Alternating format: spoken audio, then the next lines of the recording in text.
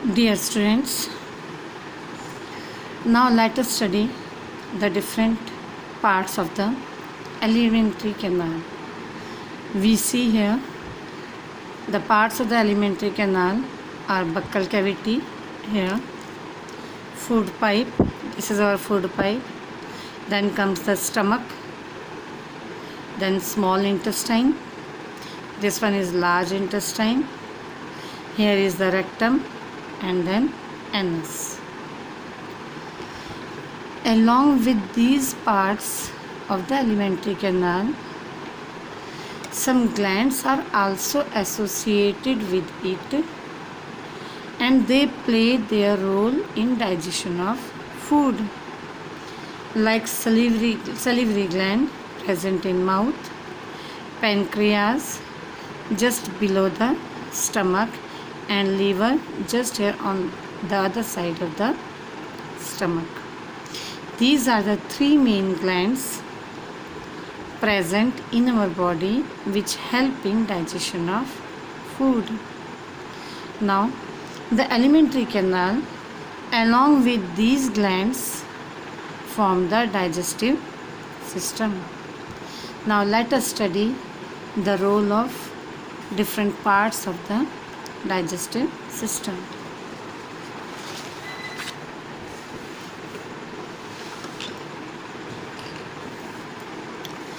The first one is mouth and buccal cavity. बेटा the food is taken inside through mouth. Mouth से आपका food अंदर जाता है और वो कहाँ जाता है? आपकी बक्कल कैविटी में. बक्कल कैविटी ये आपका पूरा अंदर वाला हिस्सा होता है जिसमें आपके टीथ हैं, आपकी टंग है और इसमें आसपास सैलिवरी ग्लैंड्स हैं जो सलाइवा रिलीज़ करते हैं. अब मैं आपको बताती हूँ इनका क्या रोल है. पहले तो एक एक्टिविटी है, ये कहते हैं कि आप ब्रेड को कुछ देर के लिए च्यू करो. आप देखना रोटी, चावल या ब्रेड जब आप कुछ देर तक उसको चबाते हो आपको कुछ देर के बाद वो मीठा लगने लगता है. ऐसा क्यों? क्योंकि हमारे सलाइवा के अंदर एंजाइम प्रेजेंट होता है, एक सैलिवरी एमाइलेज. वो क्या करता है? स्टार्च के साथ रिएक्ट कर देता है और उसको शुगर में चेंज कर देता है.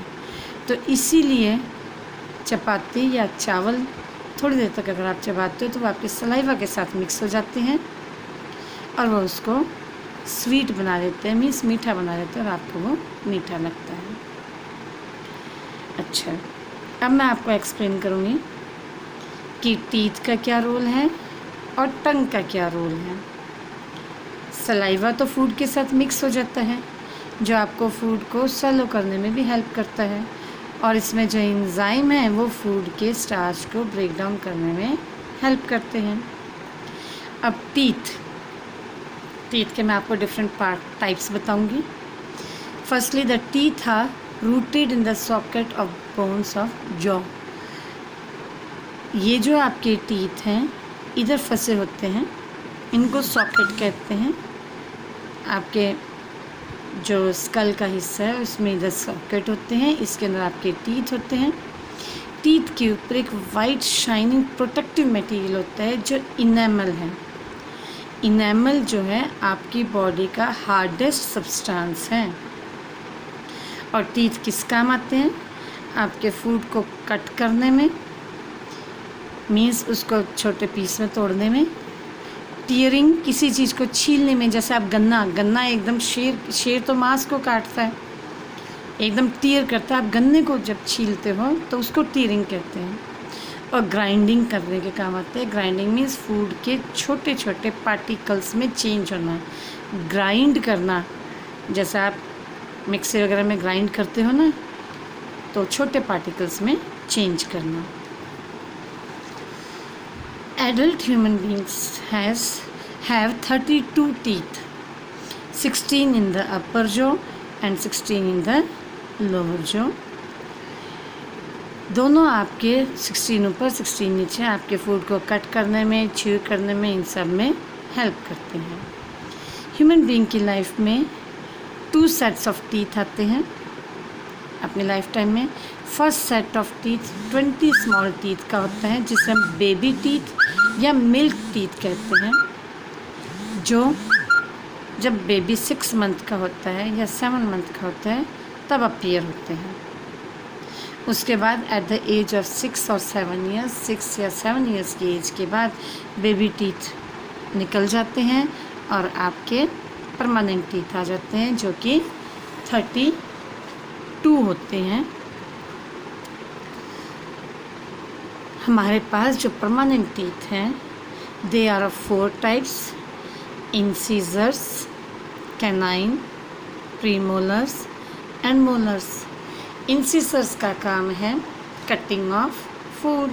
अब देखो इधर ये हमारे इंसीजर्स हैं सामने 4, इनका काम है फूड को कट करना। उसके बाद आता है कैनाइन। कैनाइन बेटा ध्यान देना आपके इन 4 टीथ के आसपास होगा और वो थोड़ा सा आगे से ऐसे नुकीला होगा। इसका काम है टीयरिंग करना। टीयरिंग जैसे मैंने आपको बताया गन्ना वगैरह छीलने के काम आता है, या शेर के काम के साथ वो मांस में इनको डाल देता है और मांस उसका निकल के आ जाता है बॉडी से। ऐसे उसके बाद प्री मोलर्स हैं। प्री मोलर्स ये दिखाए गए हैं। प्री मोलर्स थोड़े चौड़े होते हैं, इनका काम है फूड को ग्राइंड करना। ग्राइंड करना मीन्स और छोटे पार्टिकल्स में चेंज करना है। उसके बाद आपके आते हैं मोलर्स। मोलर्स का काम भी है फूड को ग्राइंड करना, मीन्स आपके मुंह में फूड को कहते हैं चबा चबा कर खाओ। तो वो क्या है, मीन्स आप उसको इधर से कट करने के बाद मोलर्स और प्री मोलर्स के द्वारा बहुत छोटे पार्टिकल्स में चेंज करो, जिससे कि वो ईज़िली आपकी बॉडी के अंदर एब्जॉर्ब होना शुरू कर दें। Now the next one is tongue. Tongue is also a muscular organ. इसमें मसल्स प्रेजेंट होती हैं, फ्री टू मूव होती है फ्रंट से और बैक से हमारी जो अटैच होती है फ्लोर ऑफ बक्कल कैविटी के अंदर। इसका क्या रोल है ये आप देखना, सलाइवा को फूड के साथ मिक्स करने में हेल्प करती है। नंबर 1 क्या कहा, सलाइवा को फूड के साथ मिक्स करने में हेल्प करती है। नंबर 2 आपके फूड को स्वेलो करने में हेल्प करती है। जब आपका फूड मुंह में स्मॉल पीसेस में चेंज हो जाता है उसको स्वेलो करने में हेल्प करती है। एक और थर्ड काम क्या है, it help to taste the food. आपको फूड कई बार मिर्ची लगती है, कई बार करेला कड़वा लगता है, मिठाई मीठी लगती है, कुछ नमकीन लगती है। तो 4 टाइप्स के टेस्ट बड्स इसके अंदर प्रेजेंट होते हैं। स्वीट जो टिप पर होता है, साल्टी थोड़ा साइड में, सोर थोड़े खट्टे थोड़ा ऊपर जाकर होते हैं, और बीटर वाले इस जगह पर प्रेजेंट होते हैं। तो टेस्ट बड्स की लोकेशन अलग अलग जगह है जो हमारे फूड को टेस्ट करने के काम आते हैं। Next one is food pipe. बेटा देखो जब आपका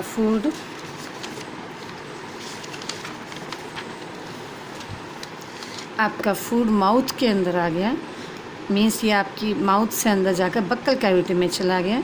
बक्कल कैविटी में टीथ थी, टंग थी और सलाइवा था जो सलिवरी ग्लैंड ने रिलीज़ किया। इन तीनों का रोल मैंने आपको समझा दिया। अब इसके बाद टंग ने हेल्प की फूड को स्वेलो करने में। फूड जब स्वेलो हुआ तो आपकी फूड पाइप से नीचे कहाँ आएगा, स्टमक में। एक चीज़ और आप देखोगे फूड पाइप के ऊपर एक फ्लैप होता है एपिग्लोटिस नाम का। ये क्या करता है कि इधर ना विंड पाइप भी होती है। When we swallow the food, जब हम फूड को स्वेलो करते हैं तो ये क्या करता है, विंड पाइप को कवर कर लेता है, जिससे कि आपका भोजन विंड पाइप में ना जाए। ये फ्लैप विंड पाइप को कवर कर लेता है उस वक्त। और जब आप ब्रीदिंग प्रोसेस करते हो उस टाइम पर ये फूड पाइप को कवर कर लेता है, फिर विंड पाइप में आपकी विंड चली जाती है। तो इसका इम्पॉर्टेंट रोल यही है कि जब फूड आप स्वेलो करते हो तो विंड पाइप को कवर करता है। कई बार देखा गया होगा आपको बोला जाता है कि खाना खाते हुए बात नहीं करनी। क्यों? अगर आप बात करोगे तो बाय मिस्टेक आपका जो फूड है विंड पाइप में चला जाएगा, जो कि विंड पाइप को ब्लॉक कर देगा और उससे इंसान मर भी सकता है। तो ये किसका रोल है, एपिग्लोटिस का।